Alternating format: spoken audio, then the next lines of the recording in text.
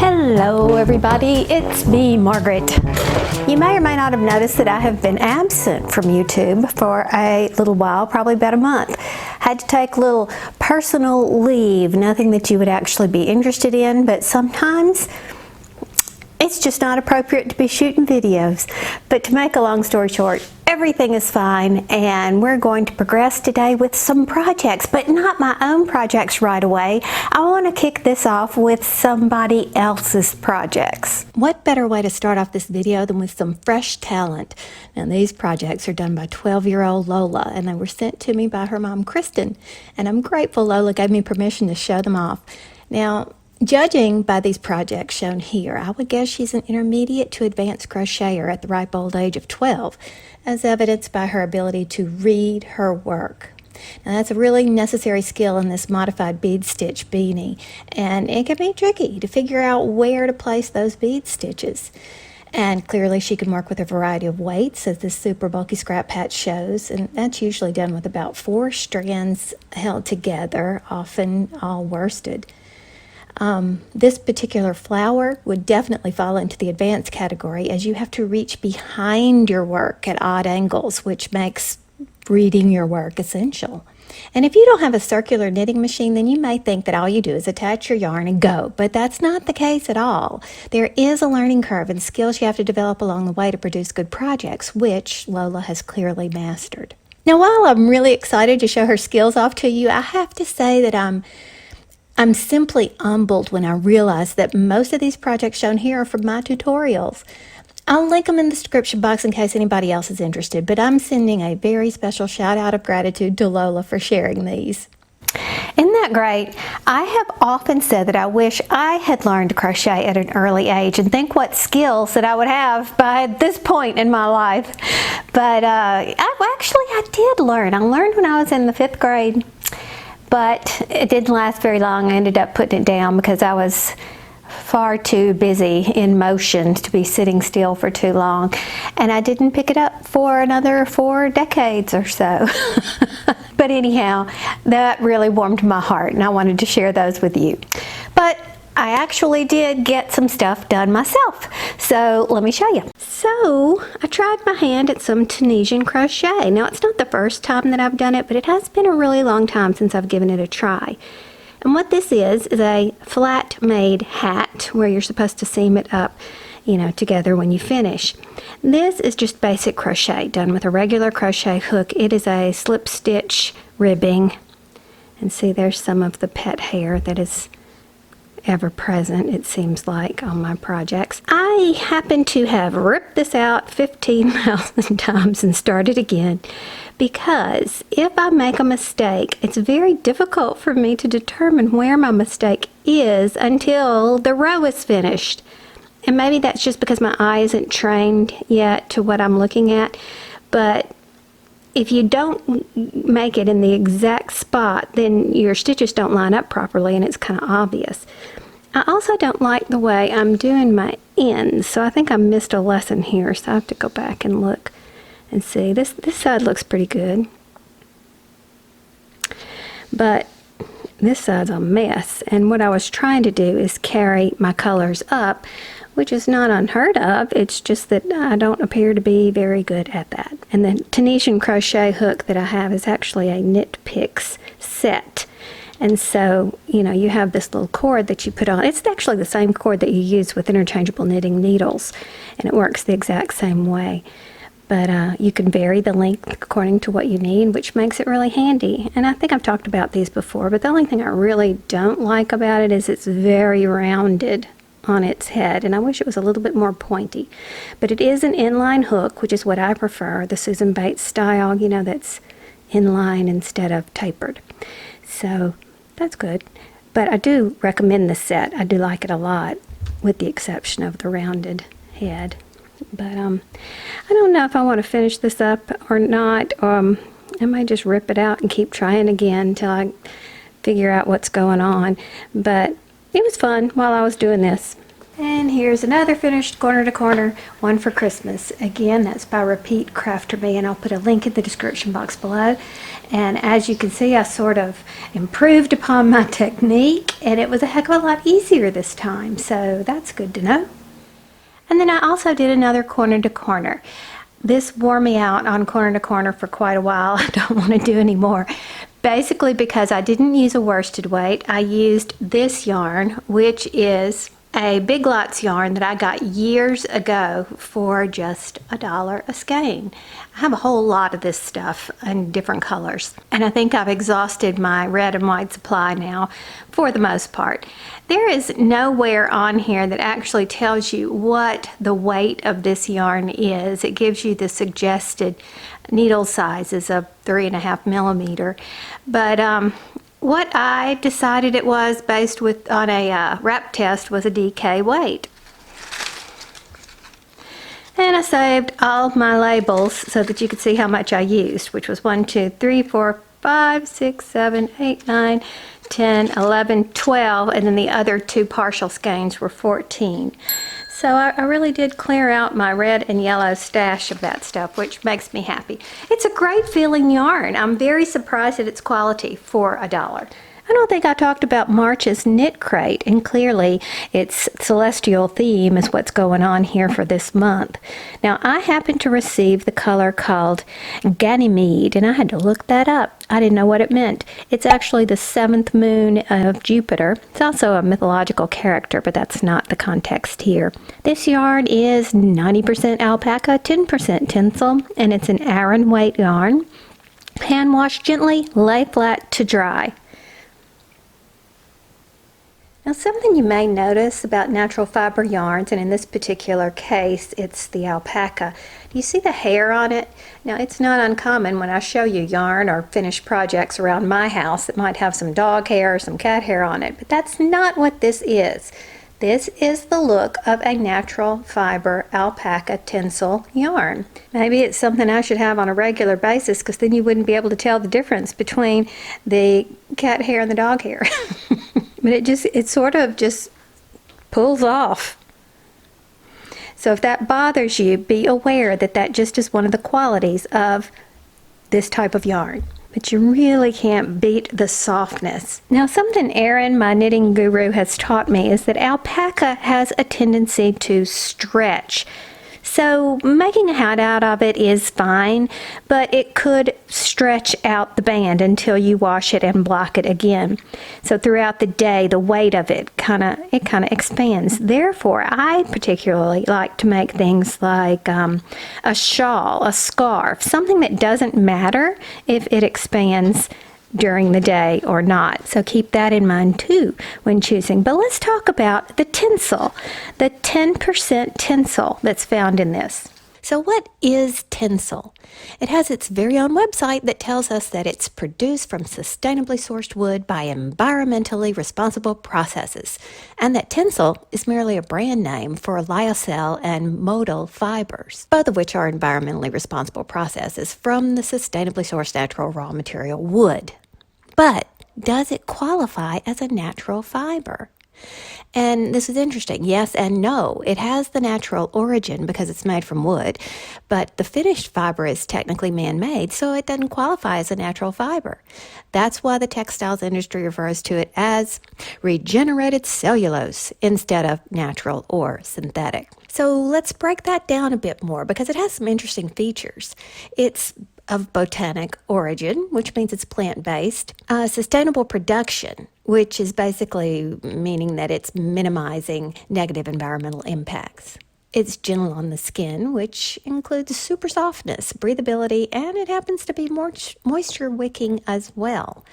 Color retention is good, and on top of all that, it's biodegradable, which means that our leftover yarn bits are easily broken down by microorganisms. And of course, if the finished object ends up in a landfill at some point, it's not going to be around for a bajillion years. So, in my humble opinion, tinsel is a great thing to add to natural fibers to strengthen, soften, and overall enhance them. 2 thumbs up. And just as a reminder, Knitcrate uses these compostable bags, which are awesome. They're biodegradable as well, to receive your yarn in. Once upon a time you had an option, a choice, but right now, due to COVID having a horrible impact on their company, they are doing only this right now. So you don't get the choice of the box and all that. This was another thing that came in it. It's a non-biodegradable sticker, apparently for your car. Honk if I dropped a yarn ball. That was the little extra. Not something that I'm interested in, because I don't put bumper stickers all over my car, but I suppose it could be considered cute. By the way, if you're interested in trying out some Knitcrate, then use my code SHEEP20 or the code of any YouTuber or blogger that you enjoy, and you'll get 20% off your first purchase. Now, special announcement, big news, at least it is to me. That is, this yarn, Premier Basics, which I have discovered recently, has fast become one of my favorites. Now, at the time when I talked about this yarn, I had only crocheted with it, and in all fairness, I can crochet with any kind of yarn. It doesn't make any difference to me. However, the ultimate test as far as I'm concerned is whether or not I can knit with it. I am a yarn snob when it comes to knitting, admittedly so. I don't know why it is, but not all acrylics do well for me in knitting.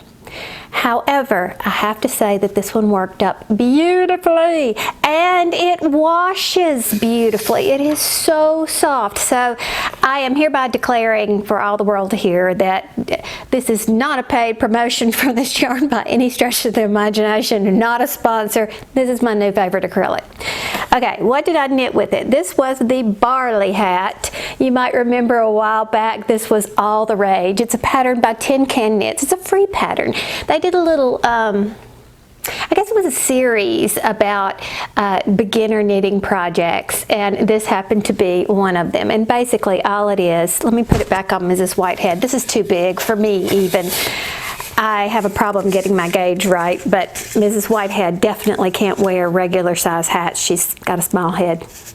But basically what it is you cast on over here, and then it's a garter stitch to about right there. And then the rest of it, you see, is just knit. And I have to say that it worked up beautifully. Now, it is a heavier kind of yarn for a worsted weight. It's, you know, on the heavier end. You know how they can do. You can get a thinner kind or a heavier kind. Well, anyway, to make a long story short, I did use a 4.5 needle on this. I do have a loose gauge, and it still made a hat that's too big for me. And no, I didn't do a gauge swatch to begin with, because it really doesn't matter, because I wasn't doing this hat specifically for myself. I mean, if it turned out and I liked it, I might want to keep it, that's fine. But remember that I'm primarily a charity knitter and crocheter, and I have sadly been selfishly knitting and crocheting all this year. So it was time for me to do something that I can contribute to someone else. I also cheated on the decreases. I just, when I start decreasing hats, and because my gauge is not the same as everybody else's, I end up with pointy decreases, and I have discovered that a gathered hat on the top is actually something that I prefer. I guess it's left over from when I used to do the Addy machine all the time. I think it's fine. So I knitted with this yarn. It turns out to knit very easily for me, and I'm very happy with it. So I'll link this below just in case anybody has not seen this and might be interested in a pattern like this. Tin Can Hits the Barley Hat, and then they have one with a lighter yarn. I don't remember what the weight is on this, but they call it the Barley Light. Let me see. The Barley Light's done with a fingering. So it's the same pattern, but they just give you numbers for cast on and everything based upon a fingering weight. So very simple pattern, but unique. I like it. Now I have to show you this that I just stumbled upon when I was surfing the web. Let's see if you can see that. You see the picture? This is the epitome of me and my personality, this picture. not only is the picture of sheep, but it's what I preach all the time. I can't stand it when people do things just because that's the way it's always been done, or if it's because that's what everybody else does. I'm always saying, but why? Because that's the way that you can improve, learn, grow, change, evolve, which is another thing that I preach all the time. So here's a little sheep. And this is what sheep tend to do in real life, by the way, is they just kind of follow what everybody else does. And this little sheep's going, excuse me, stating the obvious. He's just trying to find a solution for what's always been done. And I just love it. I just love this thing. So I ordered it. I've got to get it framed, and this is going to be perfect for my room up here because this is me. Oh, and I bought this from an online store called Redbubble. I've never heard of it before, and I believe you could get all your things in different sizes or whatever, but this is the size I wanted. It's perfect. So there's that. So if you look over here on my cutting table, as I call it, you'll see a big solid mess over here with what I call a creative mess. Let's see what I've been up to. So starting over here is the leftover yarn from that Afghan that I did, and I need to put this away. Another thing that I need to put away, because I've been working on my sewing a little bit more, altering things. It's usually what I do in the springs. I end up altering things. If I don't buy petites, most everything has to be altered in some fashion. This was a cute little t-shirt dress that I had ages ago, but everybody knows that petite people have no business wearing great big giant prints like this. So I pulled it out. I mean, I haven't worn it in ages, but it's so bright and the colors are so nice, and I'm trying to figure out what to do with it, and I may make it into a little skirt. I don't know, but I really like remaking clothes. Not only is it an economical hobby, but it's also very creative, and I love it. And if you've ever seen in my older videos, I talked about my skirt that I make. I live in skirts instead of shorts. Now I do have shorts on right now, but I'm at home and I'm not going anywhere. But generally when I go in public, I wear skirts. And this is the pattern that I use. I'll make these little skirts, and that's what I'll use instead of shorts when I run around in public. Now, I make a few changes, like that waistband and a few other things. I have a video that I showed you all the shortcuts that I do to make this little skirt, and I'll link that down below. But I just happened to notice, I was wandering around Walmart, and Waverly Fabric has pre-cut yards. Does it say Waverly on the little selvage here? I don't know if I cut it off or not, but I know it was Waverly. Therefore, it's a really good quality quilting cotton. And so I bought these two. They were about, I think they were $5 a piece. I don't remember. So that will make me 2 little skirts. So I'm anxious to get those started. Did I say they were pre-cut? Yeah, they're pre-cut and just hanging on a wall. Tons of them. Lots of different wonderful patterns. So that was awesome. I didn't have to wait on anybody to come and cut it for me, which I don't know about your Walmart, but my Walmart, I can't find anybody that works in that area. It's always a big deal. So that's what's going on there. Moving across here, we have evidence of my cutting off a pair of jeans. Now, have you noticed that that's a trend now, is that you have cut off capris, or in my case, ankle pants. I don't wear capris because they cut you off right at the middle of your calf, and that's not as flattering in my opinion. So I wear like ankle pants. So I just cut these off of an old pair of jeans, and they were too long anyway. You can kind of see where I used to fold them all the time. Now, to get them started, you might want to take a pin and kind of pull some of that, you know, thread down like that, and then throw them in the wash, and they'll ravel up nicely, and they look pretty much like what you're going to find hanging on the rack right now. So that was a very productive project that I worked on. Again, we have some more yarn. I don't know what I was doing with this yarn, but it's a white worsted, so I need to put that away. And as we move over on this direction, we continue with a mess that indicates what I have been doing for a while. This was my, or is my, no count cozy cowl pattern. I did this one for Knitcrate. You can purchase this on their site or on their Ravelry page site.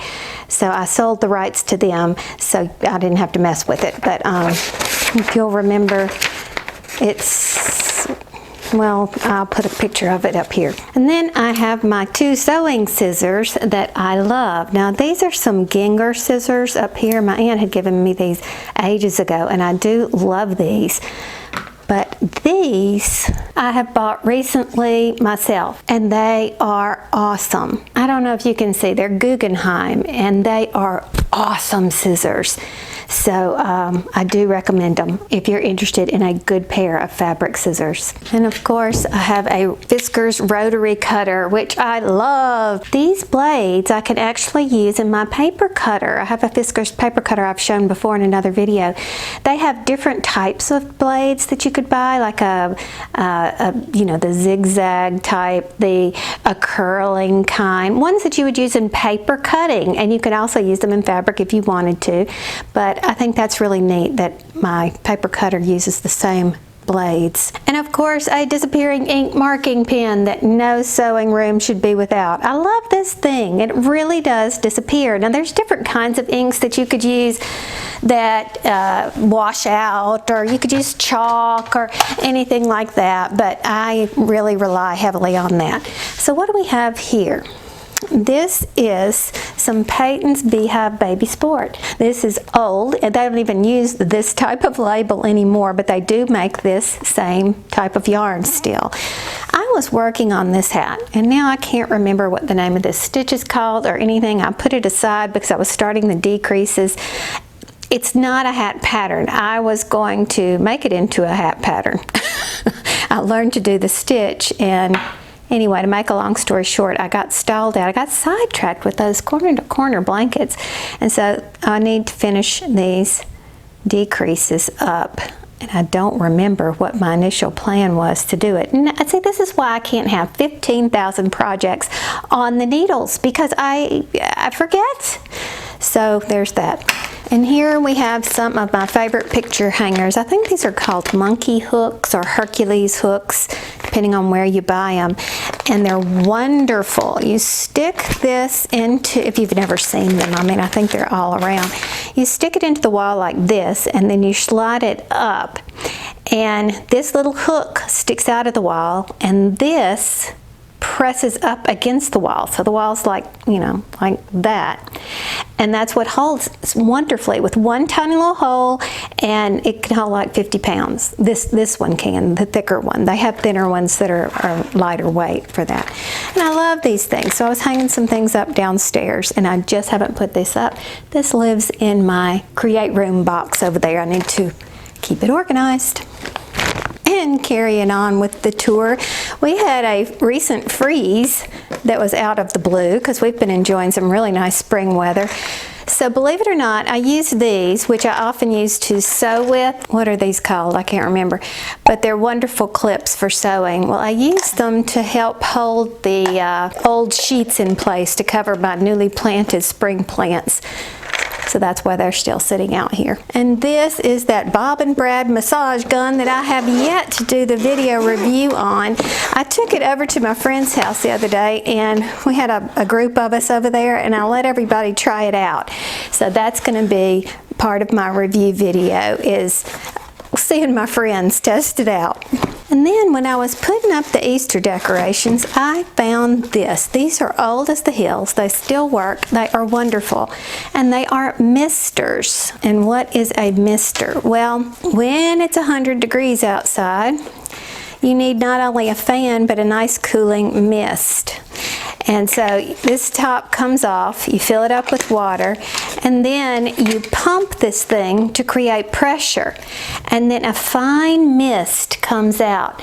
Now I used this back in the days when I had to sit outside for watching baseball games for hours at a time, all day sometimes when they were double headers.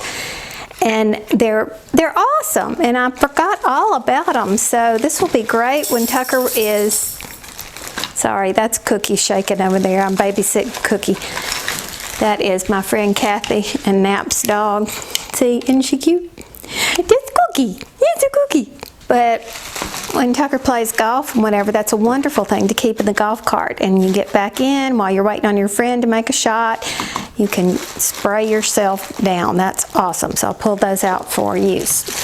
And I've had a birthday since I have been here last, and there's a few other things that I was wanting to order that were there. This is a chalk marker used in sewing, and what I do instead of buying the special chalk is I just break up pieces of cheap old chalk. You know, you can get it anywhere, like you would write on a chalkboard, and then it has this little wheel. It's like a little wheel with a grippy thing on it, and it marks your fabric with chalk, which is kind of nice. I have batteries out because what I'm using right this very minute to talk to you is a battery operated cordless microphone, and this has been awesome because that means I could run all around and not trip over the cord, which used to drive me crazy all the time. So that's why I got batteries out. And of course my cordless headphones, that noise canceling headphones that I absolutely love. I got these for Christmas. My kids gave them to me because having Tucker at home all the time now is culture shock for me. We've come to find out that that's part of my introverted personality. I recharge by being alone, and I'm never alone. I mean, he's here all the time. Now today he's out of town because his office has now released everybody to start traveling again. He's gotten both of his vaccinations, and so he has now been allowed to resume business as usual. So today I have peace and quiet, but it's kind of crazy, and if you're not introverted, you're not going to understand this. Plus, I am also how do you explain it? I'm ADHD, essentially. I didn't even realize I was until I had a child with it. Threw myself into the research, and I was going, darn, that's me, that's me. So anyway, I'm easily distracted. So I'll be up here trying to do something, and I can hear him getting ice, I can hear him sniffing, I can hear his shoes, and it immediately interrupts my thoughts, and it just makes me edgy, and we found the solution. This lets me focus. It is wonderful, and so yeah, they stay out handy as long as they're charged. Charge them at night, and solved all the problems of the world. So I highly recommend these if you have a similar problem. Now this is something that Tucker and Tyler, my oldest, made for me back in Georgia. It's supposed to have these dowels, and you are supposed to use it when you're doing color corner to corner work projects. You can make little spools of yarn of different colors, and you stick them here and you can move them all around easily. Makes color work manageable. However, somewhere in the move I've lost my dowels, so I now have to find another dowel at Home Depot or whatever to do that. So that's why I had it out. And then I've been rooting through patterns because I have found that I have very classic tastes, and many of my patterns don't go out of style. So out of curiosity, I looked up some of these. And this one, for example, I bought in 2006. And this is an outfit right here that is actually in style right now. So that's awesome. I've made that cute little top before, and I think I'd like to make that dress. And one of my hobbies is to go to the thrift stores, find gorgeous fabric, and remake it. So I'll probably do that. This one didn't have a date on it, but this is old. Like, I probably bought this in the 90s, but my goodness, they're classic skirts. So how do you go wrong with that? I especially love that one with the buttons down the front. And then I was looking at this little wrap skirt. Now the only thing about this is you have to tuck your shirt in. So until I get my stomach flat again, I won't be able to wear something cute like that. But I love that, and it says it's very easy. 1 hour bottoms. Never made anything with it. Now look at this. Does this crack you up or what?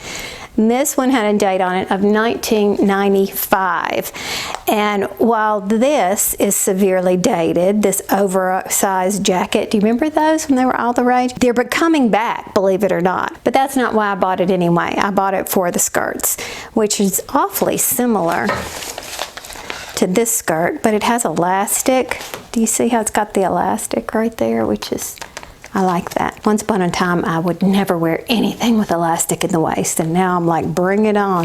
But so many of my patterns, that's what's in here, is a collection of patterns. That's also what's over there. I have them divided by types, and most all of my patterns are classic like that, so I'm not buying anything new. I'm just reusing what I already have. And fortunately, my size hasn't changed all that much, so that's good. And then I found this clip art, which I thought was adorable. Isn't that cute? Apparently, this is a stamp, and so those of you who do paper crafting and stamping of whatever, you've probably seen this before.